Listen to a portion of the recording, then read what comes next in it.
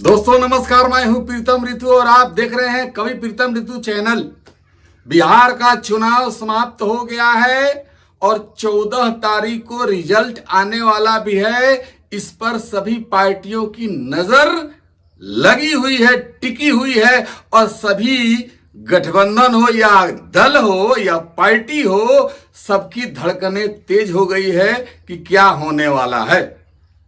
लेकिन दोस्तों, आपको जो मैं पहले बताया था वीडियो में, कई वीडियो में आपने मेरे मुंह से सुना भी था कि एनडीए की सरकार रिपीट होने जा रही है। मैं उस बात पर पुनः कायम रहते हुए आपको एक चीज से रूबरू करा रहा हूं कि एग्जिट पोल भी आ गया है। हालांकि दिल्ली दंगों के बीच ये हुआ, जिस दिन इलेक्शन था उसके एक रात पहले दिल्ली में क्राइम हुआ, विस्फोट हुआ, लेकिन उसके बाद भी बिहार में इलेक्शन हुआ और उसका एग्जिट पोल भी आ गया है।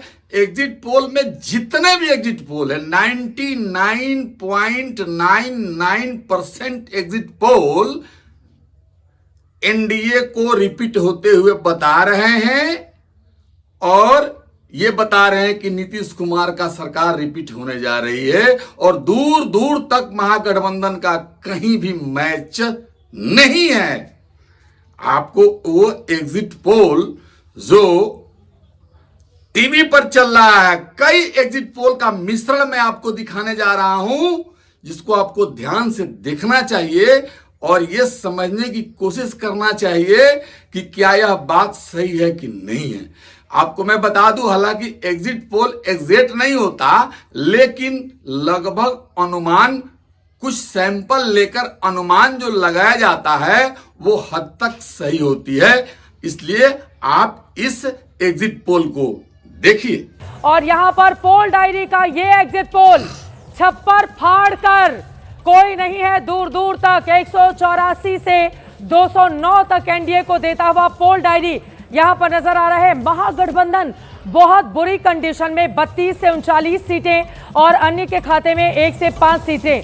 पोल डायरी ने ये जो आंकड़े इस समय दिए हैं, अगर 209 सीटें वो अधिकांश बता रहा है, तो ये परफॉर्मेंस एनडीए की 2010 के मुकाबले अब तक की सबसे बेस्ट परफॉर्मेंस होगी। यानी कि बीते 20 सालों में अगर ये आंकड़ा तब्दील हो जाता है एग्जैक्ट पोल में, जो 14 नवंबर को आएंगे, तो अब तक का बेस्ट आंकड़ा एनडीए के लिए रहेगा, क्योंकि उस समय 206 सीटों पर जीत हासिल हुई थी, जिसमें जेडीयू ने कमाल का प्रदर्शन करते हुए 115 सीटें अकेले हासिल की थी 2010 में और 91 सीटों पर भारतीय जनता पार्टी को जीत हासिल हुई थी।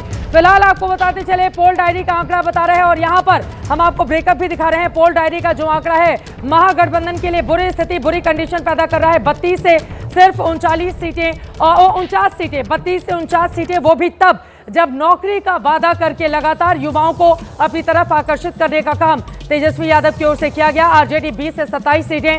2010 की जो परफॉर्मेंस थी आरजेडी की, ऐसा लग रहा है कि अगर ऐसा होगा तो फिर ऑल टाइम लो का ये आंकड़ा आरजेडी का दिखाई दे रहा है इस वक्त पोल डायरी का। हालांकि ये एग्जिट पोल है, ये एग्जिट पोल है, फाइनल आंकड़े आएंगे 14 तारीख को, लेकिन एग्जिट पोल एक इशारा करता है। एग्जिट पोल ये बताता है कि आखिर हवा किस ओर बह रही है और एग्जिट पोल के आंकड़े जिसके पक्ष में नहीं आते हैं वो 14 तारीख का इंतजार कर सकता है। तो दोस्तों, आपने एग्जिट पोल देखा और सारे के सारे एजेंसियां जो हैं, जो एग्जिट पोल बनाती हैं या फिर उसको प्रसारित करती हैं, सबका इशारा एनडीए की तरफ है कि एनडीए ही बिहार में रिपीट होने जा रही है। वैसे लालू प्रसाद यादव के छोटे बेटे तेजस्वी यादव ने भी स्वीकार कर लिया है कि इस देश में सबसे बढ़िया, ईमानदार, बेदाग छवि वाला मुख्यमंत्री कोई है तो वो है नीतीश कुमार।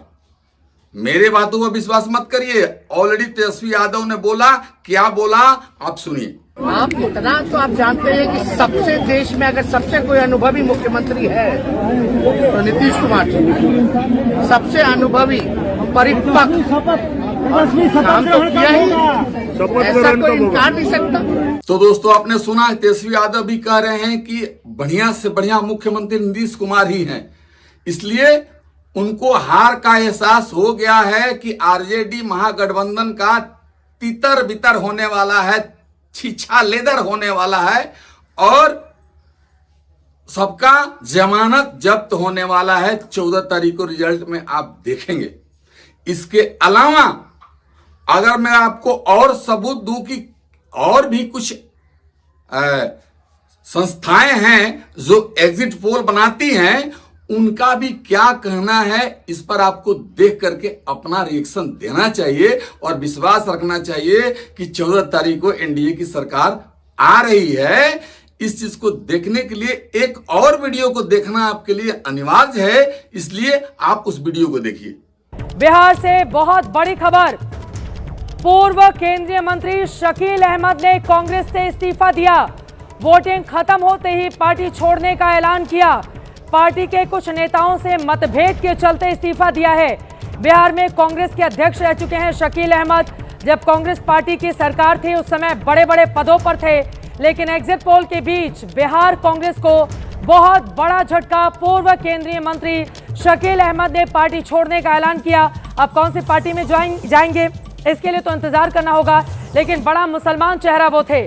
जिधर जाइएगा, जिस चैनल पर जाइएगा, टीवी के जिस चैनल पर, न्यूज चैनल पर जाइएगा आप, तो आपको यही मिलेगा कि बिहार में एनडीए की सरकार रिपीट होने जा रही है और मुख्यमंत्री की कुर्सी पर पुनः विराजमान होने जा रहे हैं नीतीश कुमार। इसमें इफ बट शक की कोई गुंजाइश नहीं है। और मैं इतने कॉन्फिडेंस के साथ क्यों बोल रहा हूं, क्योंकि मैंने भी बिहार का बहुत आकलन किया है और अध्ययन किया है सीट दर सीट, तो मुझे पता चला है। हालांकि मैं 14 तारीख को सुबह भी लाइव रहूंगा और पता आपको बताऊंगा कि क्या हो रहा है। दूसरा बात है कि तेज प्रताप यादव ने यह कह दिया है, लोगों से वोट से पहले कहा था, इसका बहुत बड़ा असर हुआ है कि याद रखना दर्शकों, बिहार के वोटरों, याद रखना जो अपने भाई का नहीं हो सकता है वो तुम्हारा नहीं होगा। ये देखिए किसके तरफ इशारा है। ये तेज प्रताप यादव ने कहा है कि जो अपने भाई का नहीं वो किसी का नहीं हो सकता है, बिहारियों का नहीं हो सकता है। सुनिए तेज प्रताप यादव ने अपने मुंह से क्या कहा, सुनिए। जो भाई का नहीं हुआ वो जनता का कैसे हो सकता है? जो भाई का नहीं हुआ, हमेशा हम आशीर्वाद दिए, हम हमेशा बोले कि हम कृष्ण हैं, तुमको अर्जुन होने के नाते हम आशीर्वाद देते हैं। तो दोस्तों ये बात है कि तेज प्रताप यादव ने भी स्वीकार कर लिया है कि हारना तो है ही महागठबंधन को और एनडीए की सरकार बननी ही तय है, परफेक्ट है, इसमें कोई दिक्कत नहीं है। दोस्तों अगर एनडीए की सरकार बनती है तभी बिहार के लोगों का कल्याण होगा, रक्षा होगा, इज्जत और समृद्धि बढ़ेगी। अन्यथा बम बारूद गोला, मर्डर, डकैती, लूट, अपहरण तो खैर उन लोगों का बिजनेस है। और हरा गमछी सर पर लेकर के और एक मोटरसाइकिल पर 4-4 बैठ करके और कट्टा का राज आएगा। उससे बचने के लिए बिहार ने अच्छा वोटिंग पैटर्न अपनाया है, अच्छा वोट किया है और एनडीए का सरकार पुनः बिहार बनाने जा रहा है। इसलिए सभी बिहार के लोगों को कोटि कोटि नमस्कार। मिलते हैं अगले एपिसोड में, तब तक के लिए सबको नमस्कार।